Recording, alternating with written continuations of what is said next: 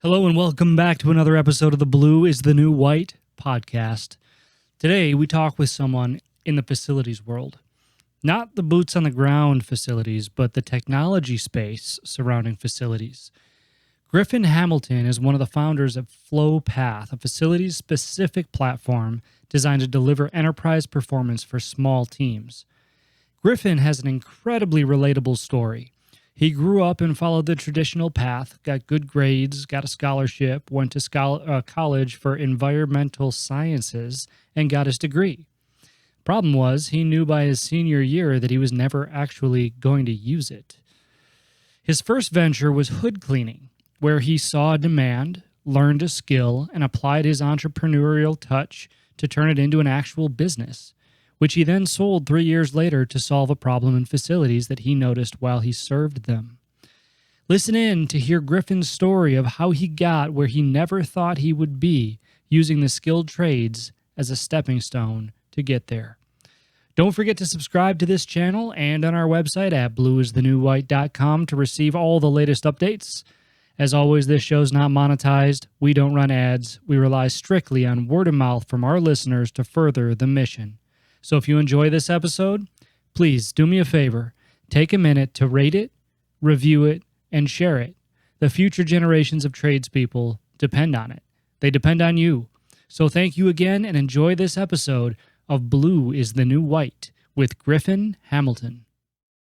Hello and welcome back to another episode of the Blue is the New White podcast. I have got Griffin Hamilton with me today. Griffin, welcome to the show, man.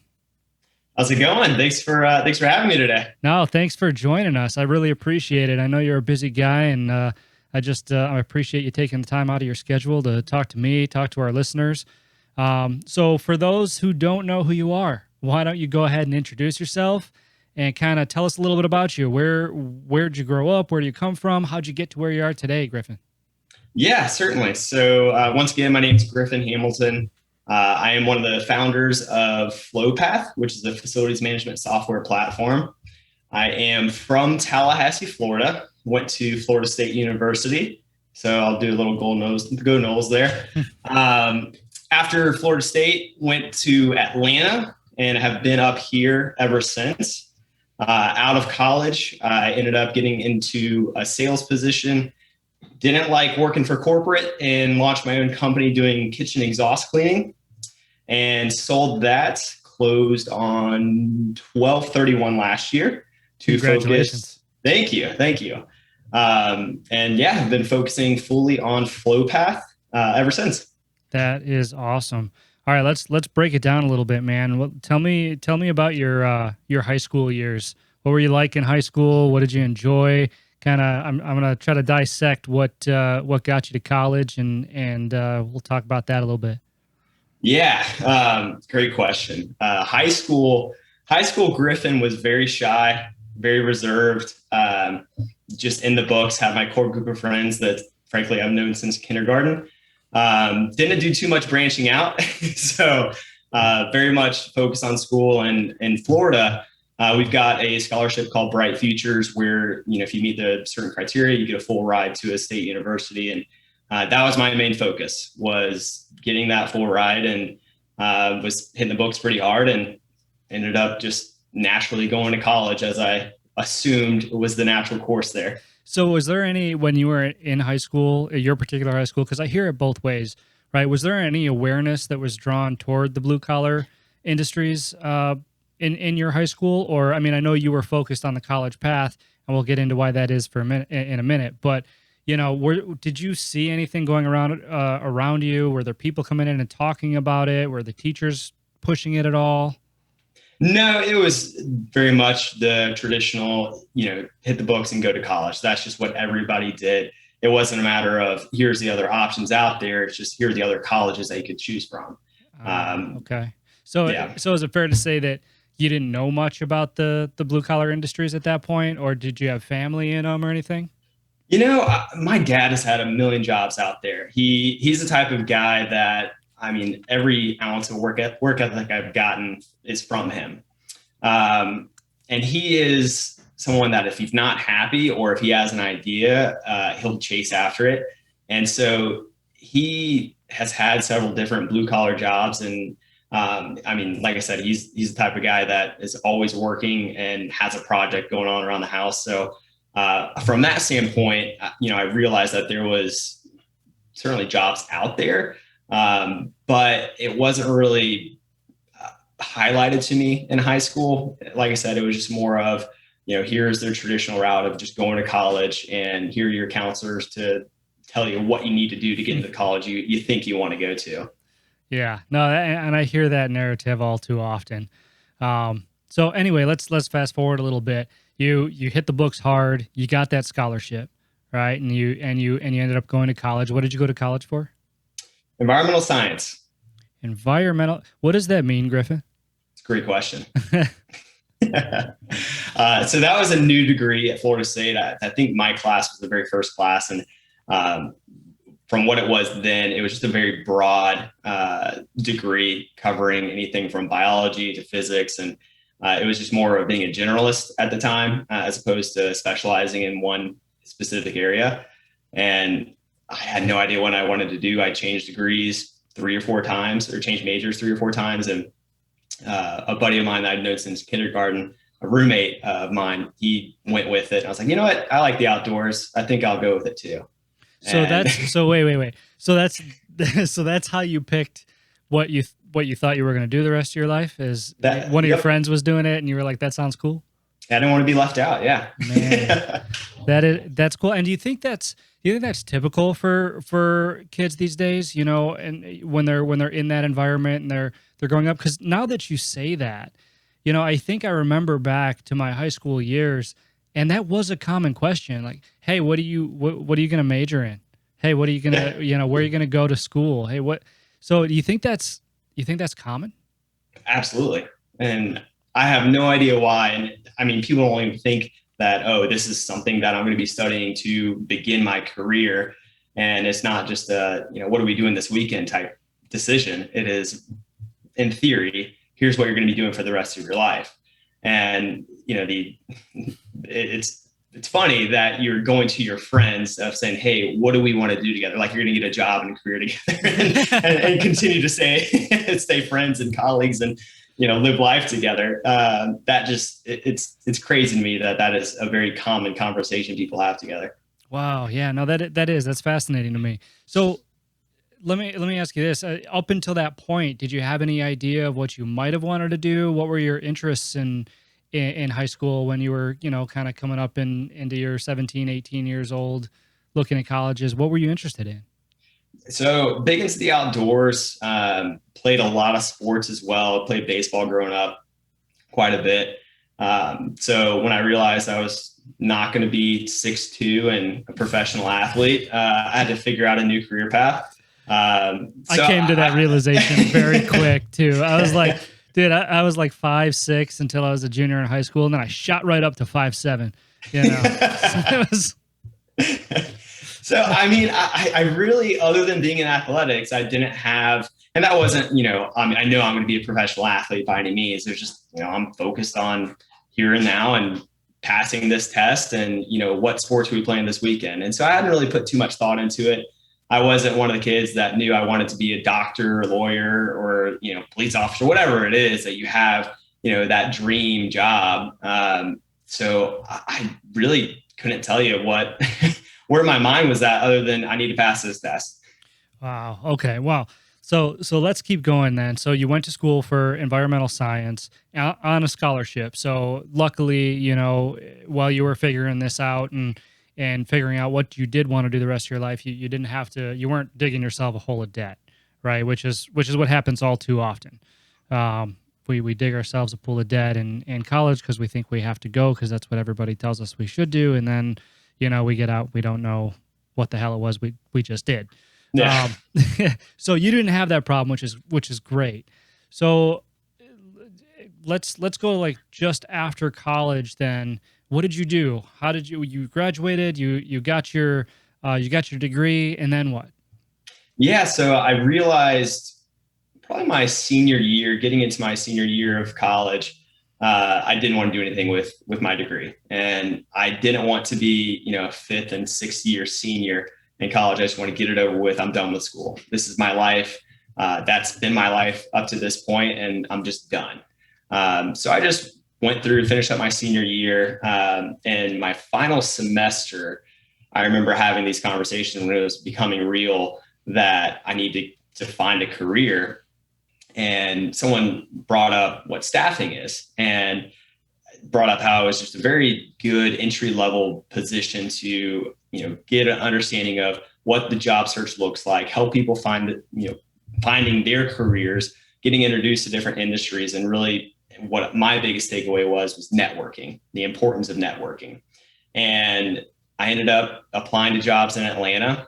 Frankly, I was a big Braves fan and wanted to move to Atlanta to go to a game anytime I wanted to, and landed with a company here in Atlanta. And that was that. Now I have a salary. I have got my first big boy job, and I'll figure it out from there. I've moved on up in the world from making $10 an hour as a cook in college to now I'm, suit and tie and going to work every day. So I'm doing it, I'm doing what I should be doing, or as what everyone told me I should be doing.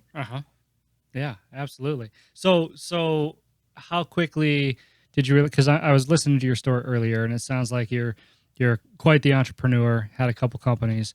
So what happened after that staffing job, after you put on that suit and tie? I imagine there was a realization there somewhere that maybe this isn't exactly what I want to do and I should continue looking. Yeah, I enjoyed the company. I enjoyed the people I worked with, and going back to the networking, that was something that turned out I was pretty good at. And I had a lot of opportunities present themselves, and I was fortunate enough to be successful where I didn't have to look for something, and I had the ability to just take a step back. It's like, what do I really want to do?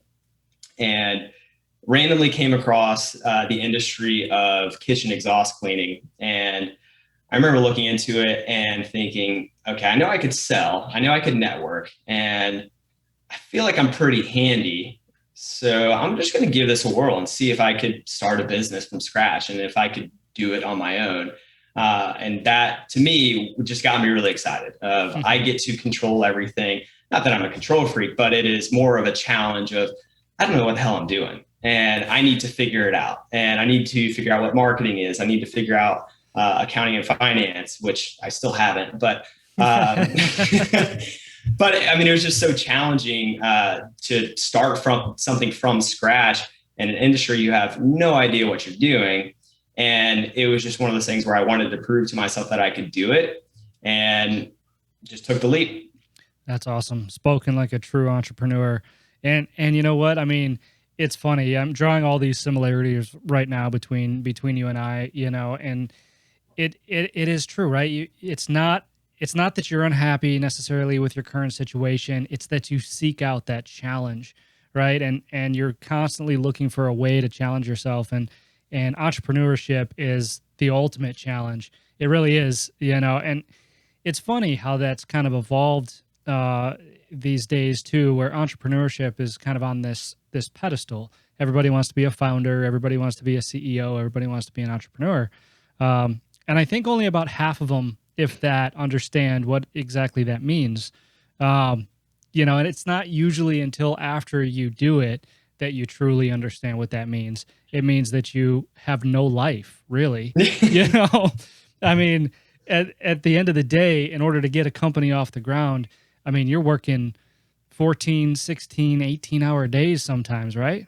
Yeah, without a doubt. And if you don't, someone else is, and you're going to lose out. And so that was, going back to, me playing sports growing up, and I'm just a very competitive person, where I enjoy that. Like, I enjoy the grind and I enjoy beating people. And whenever you win business, it's one of those things where it's like, I did something better than someone else out there. Like, someone is choosing me over the competition for reasons X, Y, and Z. And that is something that just fuels me personally, of just winning. And, I do have to, frankly, check myself at some points, where it's like, okay, well, let's calm down and pump the brakes a little bit. And and not burn yourself out. But, it is something that I think is quite addicting once you get into it. Oh yeah. Well, it's the accomplishment, right? That's one of my definitions of success, is being able to lay my head on the pillow at night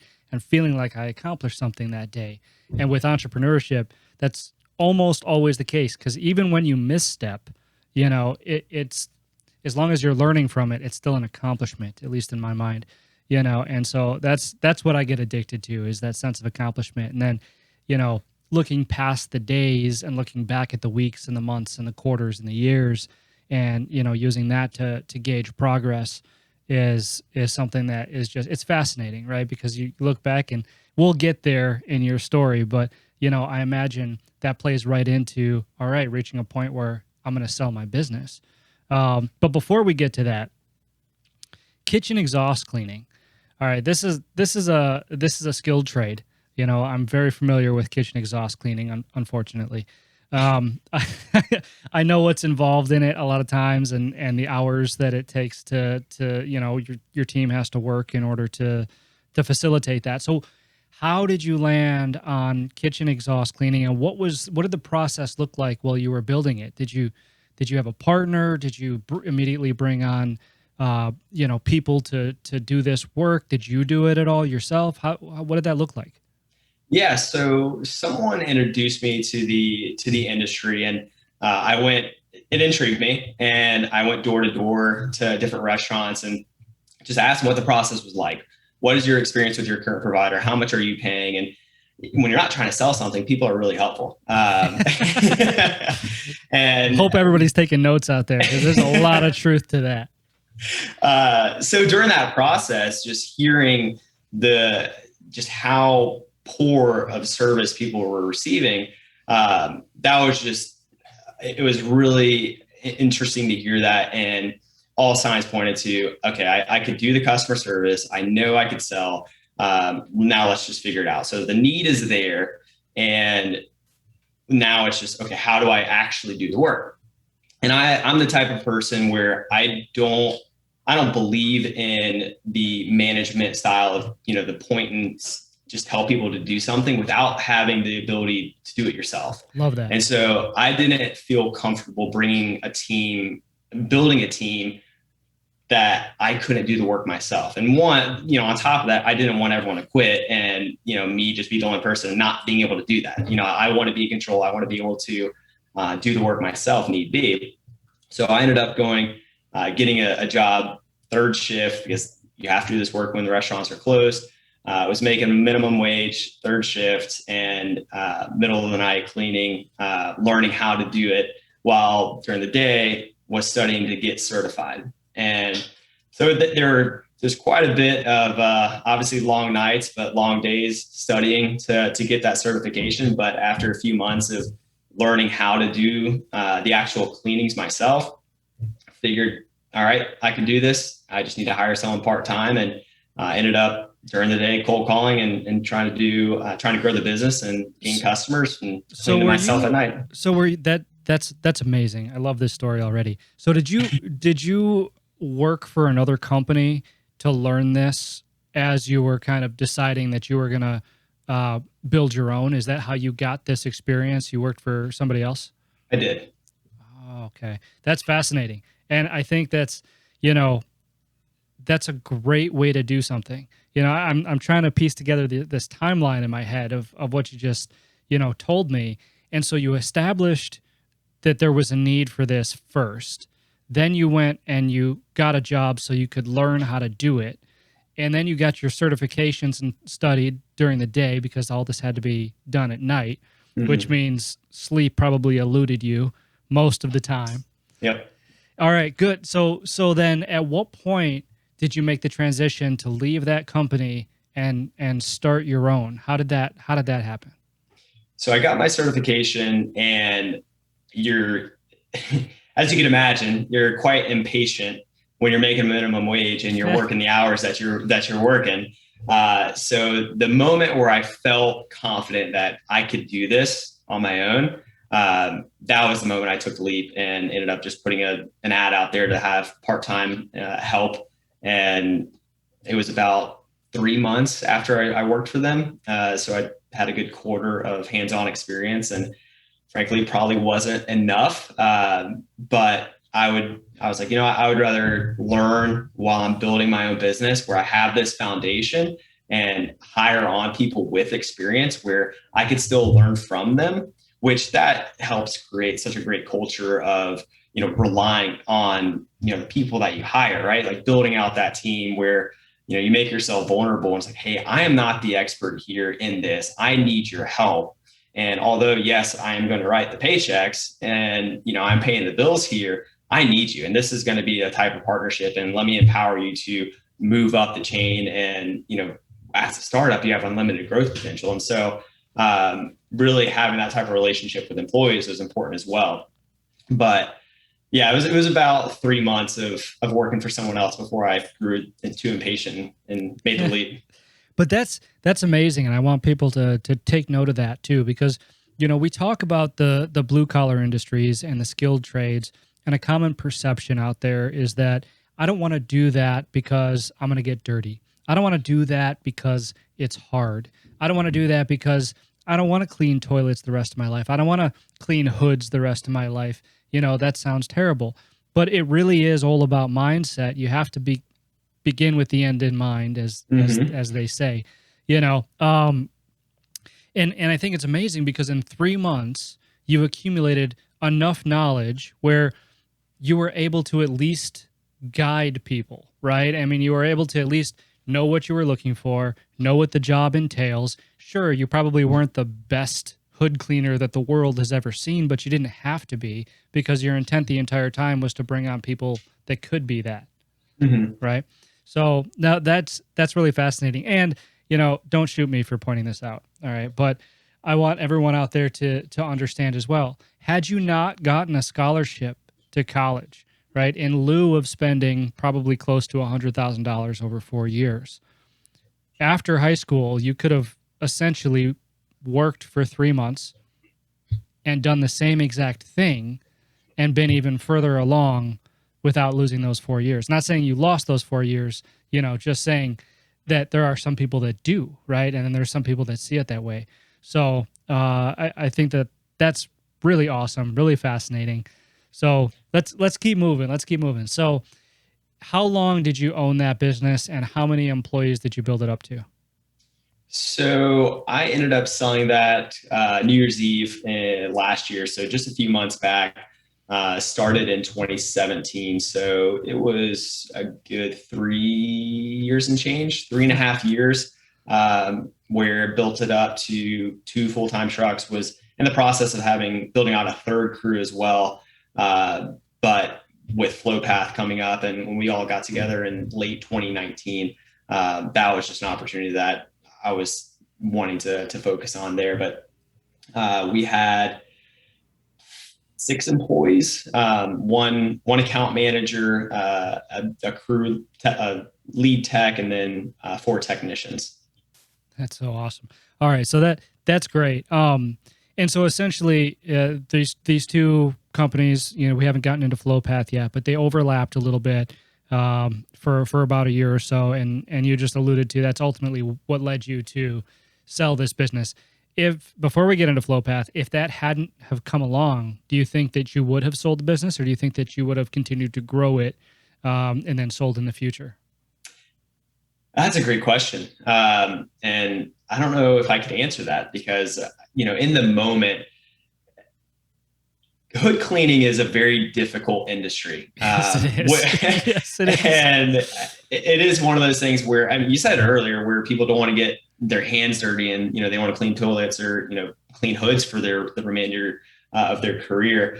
Well, that's why I got into it, frankly, is because the competition, like the barrier to entry is there. It's not, I mean, I did it in 3 months, right? It's not the most difficult thing to pick up, but people don't want to do it. It's a pain in the ass to work in the middle of the night. It's a dirty job, and that keeps a lot of people that are a lot smarter and than I am and have more resources, keeps them away from it. And so that was one of the reasons why I got into it. Is you got to do things that people don't want to do, or you've got to be really, really good at one of the sexy industries out there. But all of that said, would I still be in it? I don't know. I grew it quite a bit and am very proud of what I grew it to in a pretty short period of time, and know that the opportunity to continue to grow was certainly there. But you have to keep in mind that in 2020, the entire hospitality space got crushed, Yep. Which makes selling that business during that time frame was a nightmare in and of itself. But I couldn't tell you what I would have done. Other than just keep going, some way, shape, or form. That's an honest answer. I respect that totally. So then let's go to 2019. All right, that's when you said that you got together with some people on FlowPath, and who are these people, and how did this idea or this platform come about? Yeah, so I alluded to this earlier, having a pretty tight knit group of friends in high school that I'd known pretty much my whole life. And one of them, Brandon Cummings, who's one of my co-founders of FlowPath, I've known him since kindergarten. We were roommates in college, and we moved up to Atlanta within 2 weeks of one another.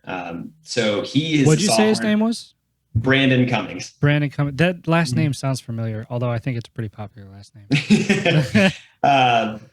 So you're going to hear it again because his older brother is the third partner. So Brandon, he moved up to Atlanta, and he's been a computer science engineer for about a decade. And after working with restaurants, with multi-unit restaurant groups for a couple of years, I found there to be pretty consistent issues from an organization standpoint. I was constantly getting called, hey, do you know someone that does X, Y, and Z?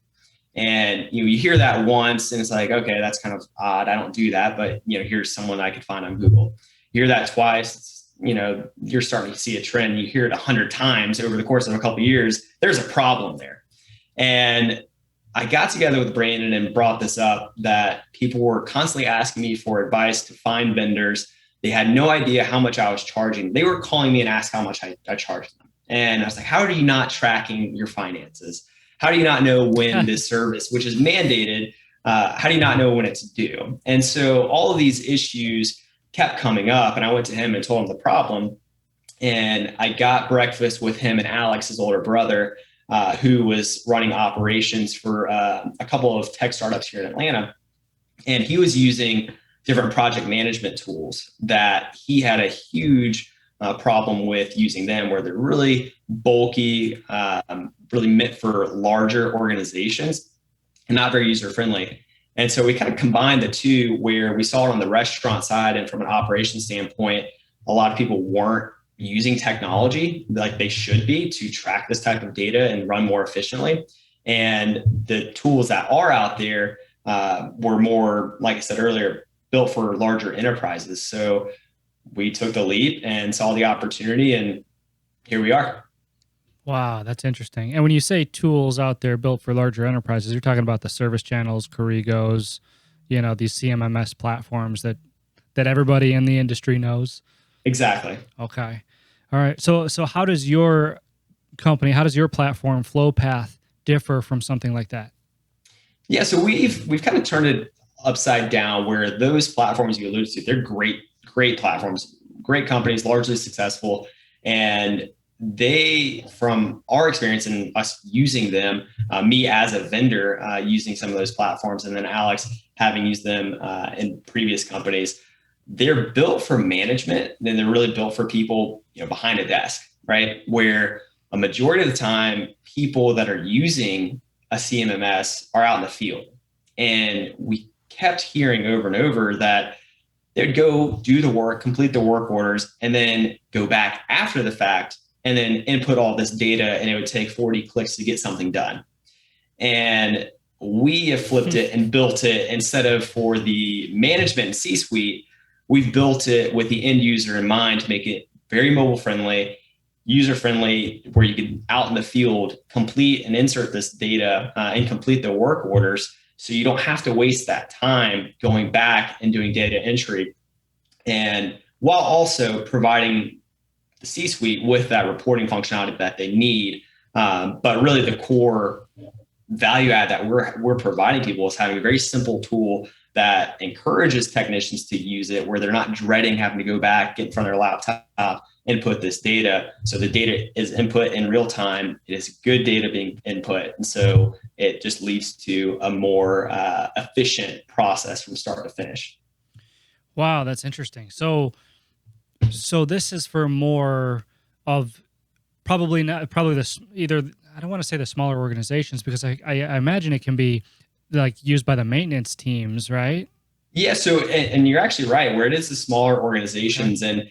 And to clarify there, it's more focused on the size of the operations and maintenance department, right? Okay. So we have customers that are spread across the country with, over 50 locations, that at each location, they have a small team, right? But the people are out in the field using it. So that is really the niche market that we're going for, is these smaller operations teams, where they are built not for, 5 admins sitting at corporate, but for the end user. Super cool. Very intuitive. And I think that's desperately needed in this industry, because you're absolutely right. Those bigger ones, they have their place and their value, but they are geared towards that. Hey, you should really, to operate this efficiently, you should be behind a desk or at a kiosk or, something of that nature, not really designed for field use. That's interesting. Yeah. And it's funny, because I've seen statistics out there where over half of features in a typical CMMS aren't even used. Yeah. So it's all this fluff that isn't necessary, and it's just bogging down the actual end user, and no one's benefiting from it. And in fact, it's actually hurting organizations when your end user, when your technicians aren't doing their job and putting that data in. The reports are useless, garbage in, garbage out, and you want to avoid that at all costs. And if you're making this a very arduous process of inputting that data, then it's not going to work. You're not going to see as much return as you would expect to from that huge investment that you're making. Yeah. Griffin, you're a far cry from environmental sciences. You're not hearing all of the environmental science lingo? Wow. No, but that's truly fascinating. So the idea was spawned in 2019. Is that when you actually launched too, or did you wait to launch? So we launched, our incorporation date was March 4th or March 5th of 2020. And for those of you not familiar with the month of March in 2020, a little thing called COVID happened. And starting a business in 2020 is something I wouldn't really advise so many people to do. But in all seriousness, we were very fortunate where that really allowed us to understand the market, having these types of conversations with the people that we would be selling to, understanding what their pain points were, and continuing to build out the product and into what it has eventually become in FlowPath. But we, even through COVID, onboarded our first 10 customers, which was really exciting and frankly, it proved to us that we're onto something, where during a global pandemic, we could even not only start this, but onboard, the first few customers and see them having that return on that investment very quickly. So that was extremely encouraging. Yeah, absolutely. And so I'm a optimist realist, and I like, here's what I'm saying. So anybody who did start a business in 2020, it was very difficult, right? It was super difficult because nobody knew what was going on, especially in the hospitality industry. You are nuts, by the way, but in a good way. No, but here's the thing, right? Is that to be able to launch in a year like that, right, and still bring on and onboard those customers that you did, what you learned on day one. I mean, sometimes people don't learn that till year 10, year 20, year 25. You guys had the luxury, and I do mean luxury, and the benefit of facing that adversity as soon as you opened the doors. I mean, from my perspective, that's going to make your product and your business stronger in the long term because of that initial foundation that it was built on. I mean, that's just, again, optimist realist. That's how I see it. Yeah, and you hit it on the head there, where if you're going to start a business and you go into it thinking that it's going to be all roses, from here on out, you're sadly mistaken. You're going to fail. You're going to constantly fail. But it's what do you learn from that? How do you rebound from that? And I mean, fortunately, the three of us have been in that type of scenario in the past where you're facing adversity and you have to think very quickly on how you're going to get through it. And you're exactly right. Where I do look at it as a blessing where we did make it through this. And we not only have proved that we've got a great product by selling it, but we've done that through some of the most difficult times to sell in recent history. So now we're awesome. With me heading sales for FlowPath, it's a little more stressful because now I'm thinking, okay, we did this whenever there's a pandemic. What do we need to do? What goals we're going to set for the sales team whenever we're out of this? So here's the bar now. Exactly. I've got no excuse anymore. So.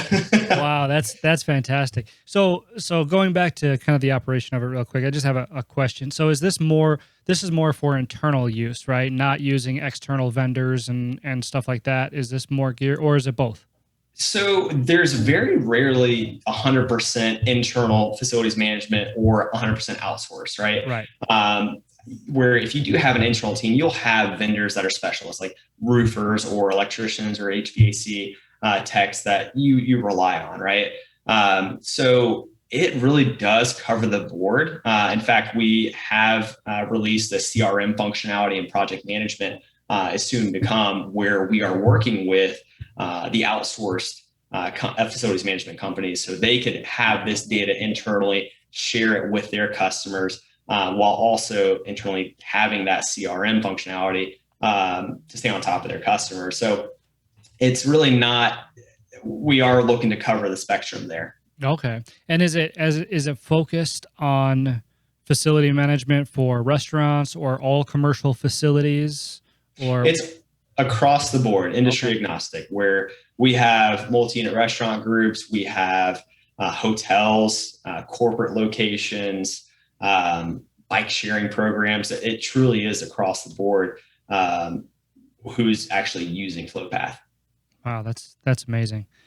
All right, so what is this will be one of my last questions before I always ask one final question to wrap it up, but we're not quite there yet. All right. So what does the future look like for FlowPath? What's your vision for what this could be one day? What's the vision? That's a great question. We're still learning that every day. I mean, we have a vision of being the technology platform that smaller operations teams use to manage the entire spectrum of their day-to-day responsibilities, which that in facilities has evolved over time. There's no one set job description for a facilities manager. You cover, as a facilities manager, you cover everything to make sure that your building and your facilities are running. And so we find another problem that we keep finding is FMs have to use 2 or 3 different platforms to cover the entirety of their job, where we want to have a very simple solution that is wider, not deeper. So going back to the complexity and it taking 40 clicks to get something done, that's great for some organizations and it's not a bad tool, but we want to be that one tool that covers the spectrum in a very simple manner. Oh, I like that. So for instance, not only managing work orders, but facility managers often keep an external calendar for things like that. They have their phone book or Rolodex, if you will, of preferred vendors, and among other things, probably internal communication stuff that they use. So you're really eventually down the road, you're looking to kind of incorporate all that into one common solution geared specifically to the FMs. Yeah, and you hit it on the head. And in fact, everything you just mentioned is available. And going to another industry we've been working with in schools, both public school systems and private schools. There's an event management piece of that where you're renting out your facilities. So that is something else that we're looking at. Again, it's just working with our customers of, hey, what are your day-to-day responsibilities? And I'm going to put that in air quotes because there isn't a day-to-day for an FM, but what do you do? Like what are you coming across? What are your problems and how can technology help?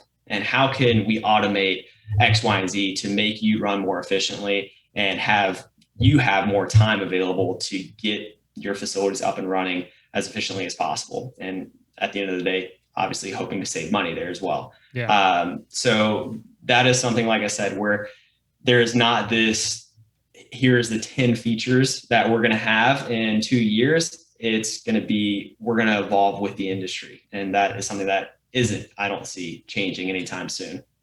Yeah, no, that's fantastic. And I think that's where a lot of other software, not just the big ones that we talked about earlier, but other industry software has kind of tripped up over the years, right? The failure to evolve, the failure to adapt to the times. Because, facilities management is an extension of the trades because they manage all the trades, right? All the skilled trades that come in and take care of the facility. So I see them as sort of an extension of the trades themselves. Absolutely. Yeah, and typically in that world, if you will, technology has lacked.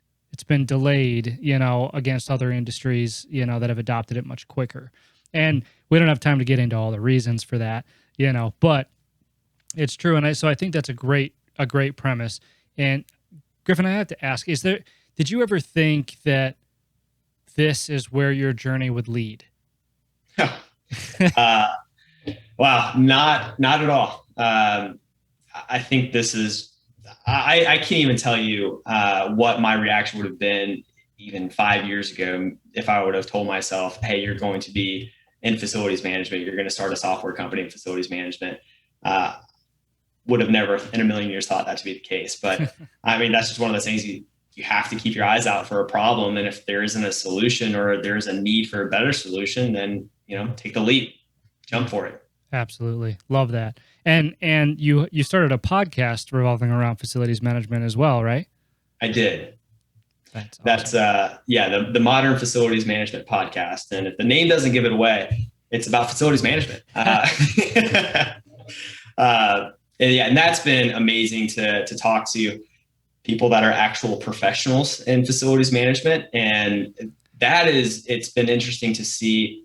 You hit it earlier as far as, it being in that blue collar realm. And it absolutely is, where you're interacting with all the vendors, you're completing work orders and maintenance requests.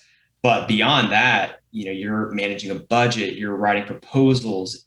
There's so much business behind the facilities management role. And that's really what that podcast is about, is what is facilities management and the best way we possibly can of describing what it is and how do you get into it. And for people listening to the show that aren't aware, over 50% of facilities managers are going to retire within the next 5 to 7 years. So there is a huge need for talent in facilities management, where you could get in and there are education or certifications that you could get without getting a 4-year degree, where you could get your foot in the door and you work your way up and get well into the 6 figures in an industry that is required. It's not going anywhere, and the need is very real in the very near future.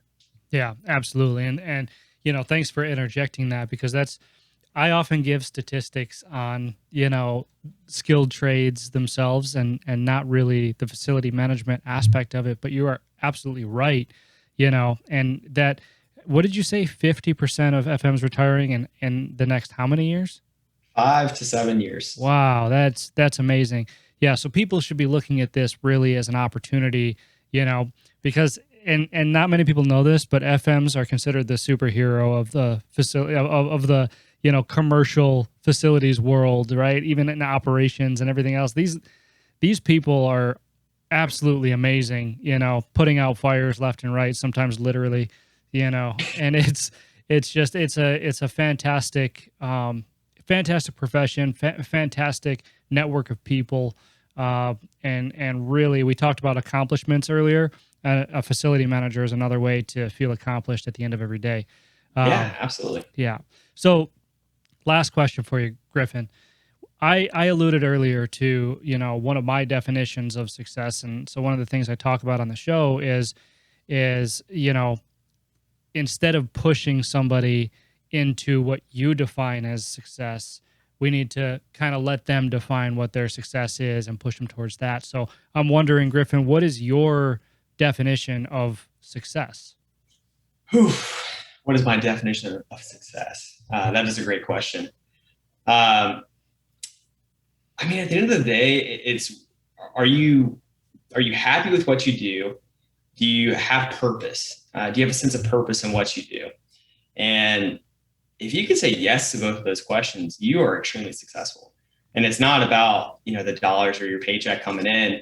It's just about how you feel about what you do. In my opinion, I mean, I'm not right all the time, and by no means am I going to try to preach here. But in my opinion, if you can go home and you're happy and you have purpose, then by all means, you are the most successful person that you probably know, because not everyone has, that sense of purpose and, that, being content with what they're doing. So, yeah, very well said. All right, Griffin, where can people find you? Where can people find FlowPath? Give us the spiel. Yeah. So for FlowPath, you can check out our website at getflowpath.com. You can find me on LinkedIn, again, Griffin Hamilton. And with the podcast, we're on Spotify, Apple, really anywhere you get your podcasts. And that is, once again, the Modern Facilities Management Podcast. So there's a lot of different ways to reach out to me. My contact information is all over. Just don't cold call me, please. And but yeah, feel free. Anyone should reach out to me on LinkedIn, and I'm all about networking. So I would certainly encourage that. Awesome. Well, Griffin, thank you so much for spending your valuable time with us today and for coming on the show. Absolutely, Josh. Thank you. All right. Take care.